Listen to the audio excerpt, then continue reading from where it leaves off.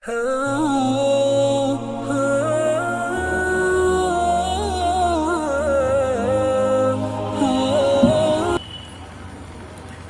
اللہ الرحمن الرحیم الحمد للہ وکفى وسلام علی عباده الذین اصطفى اما بعد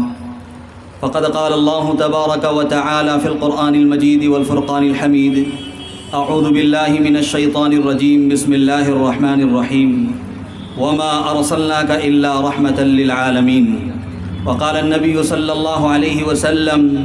انما بعثت معلما او كما قال عليه الصلاة والسلام صدق الله العظيم وصدق رسوله النبي الكريم ونحن على ذلك لمن الشاهدين والشاكرين والحمد لله رب العالمين۔ اسٹیج پر تشریف فرما جناب ڈاکٹر عبدالرازق خان صاحب، ایجوکیشن آفیسر مہانگر پالیکا امراوتی، اسی طرح جناب اعجاز اللہ خان صاحب سابق ضلع ایجوکیشن آفیسر امراوتی، اور اسی طرح چاندور سے تشریف لائے ہوئے ہمارے تحریک کے ضلع جنرل سیکریٹری جناب ایڈوکیٹ عابد حسین صاحب، اور تحریک کے شہر صدر حافظ احمد صاحب اشاعتی، اسی طرح سامعین سامعات طلباء طالبات، السلام علیکم ورحمۃ اللہ وبرکاتہ۔ آج سے تقریباً 4 یا 5 ماہ قبل العزیز ہال کے اندر ایک پروگرام لیا گیا تھا جس کا عنوان تھا تحفظ نام و رسالت صلی اللہ علیہ وسلم۔ یہ پروگرام رات میں منعقد ہوا تھا، اس میں شہر کی اور شہر سے اطراف کی موقر شخصیات نے شرکت کی، اور ہم سب کو انہوں نے استفادے کا موقع دیا۔ اسی طرح صبح سے جو پروگرام چل رہا تھا اس میں ایک قرارداد پاس ہوئی تھی تحفظ نام سے رسالت صلی اللہ علیہ وسلم کے بارے میں، جس میں ایک چیز یہ تھی کہ ہر آئے دن جناب محمد رسول اللہ صلی اللہ علیہ وسلم کو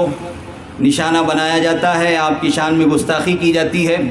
اور طرح طرح کے الزامات ان کو لے کر اسلام پر لگائے جاتے ہیں۔ تو یہ تو ان کی کوتاہی اور کم بینی کا نتیجہ ہے جس کی بنیاد پر وہ ایسا کرتے ہیں، لیکن اس سے کہیں زیادہ یہ ذمہ داری ہم پر عائد ہوتی ہے کہ جناب محمد رسول اللہ صلی اللہ علیہ وسلم کی سیرت اور آپ صلی اللہ علیہ وسلم کی لائف اور آپ صلی اللہ علیہ وسلم کا طریقہ کار اور آپ کی زندگی اور آپ نے زندگی کے اندر کیا کیا ہے اس کو لوگوں تک پہنچائیں۔ تو اس کے لیے سب سے پہلے یہ چیز طے کی گئی ہے کہ آیا جو لوگ اس پیغام کے حامل ہوں گے اور اس پیغام کو لوگوں تک پہنچائیں گے، اور خاص طور پر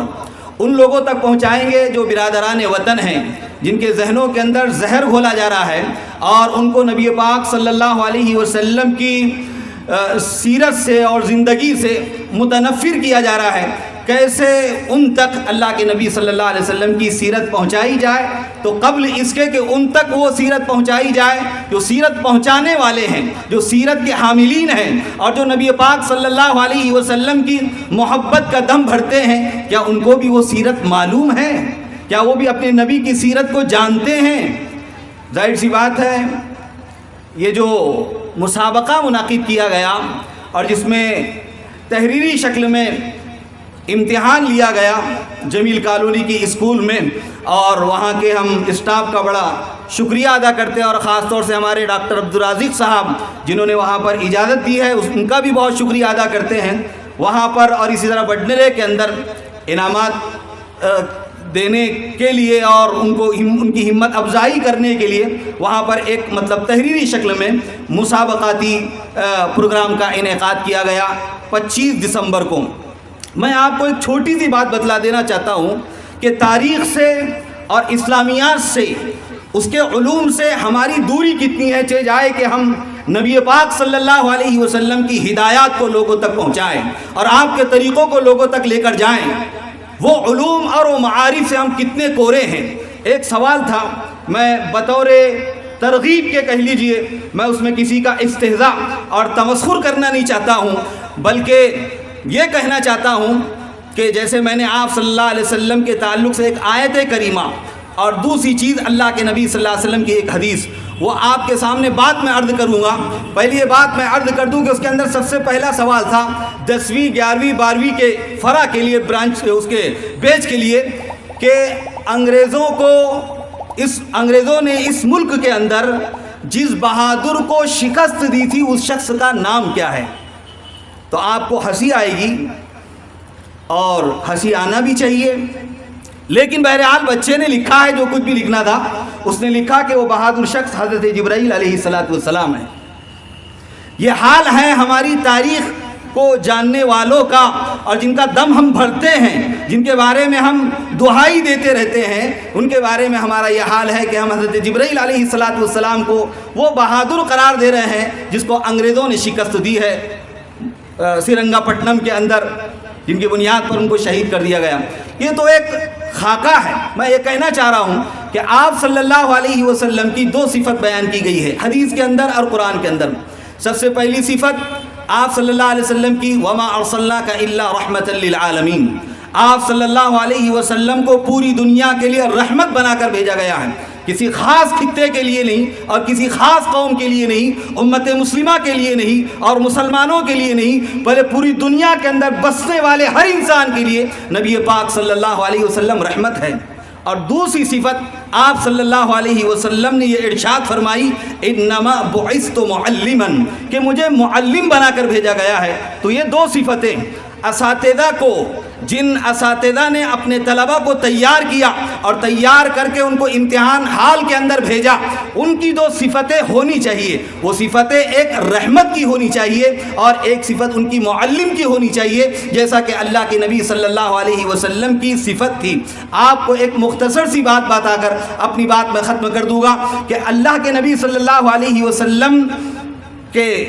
دور میں، زمانے میں، جب بدر فتح ہوا اور بدر کے اسارہ قیدی جب اللہ کے نبی صلی اللہ علیہ وسلم نے قید کر کے جب ان کو مسجد نبوی کے اندر رکھا اور اعلان فرمایا، اعلان یہ تھا کہ اگر کوئی اپنے جان کو چھڑوانا چاہتا ہے تو وہ فدیہ دے کر اپنی جان کو چھڑوا لے، لیکن اگر کسی کے پاس پیسہ نہیں ہے اور اپنا فدیہ نہیں دے سکتا ہے، جان نہیں چھڑوا سکتا ہے، تو ہر مسلمان کے 10 بچوں کو وہ پڑھا دے۔ تو گویا کہ معلم اول جناب محمد رسول اللہ صلی اللہ علیہ وسلم، جس پر سب سے پہلی وحی اقرا کی شکل میں نازل ہوئی ہے کہ پڑھیے اے نبی اس پروردگار کے نام سے جس نے آپ کو پیدا کیا ہے اور پوری کائنات کو پیدا کیا ہے۔ تو اللہ کے نبی صلی اللہ علیہ وسلم نے کہا کہ ہمارے 10 بچوں کو آپ پڑھا دیجئے۔ لہذا معلم وہ حضرات جو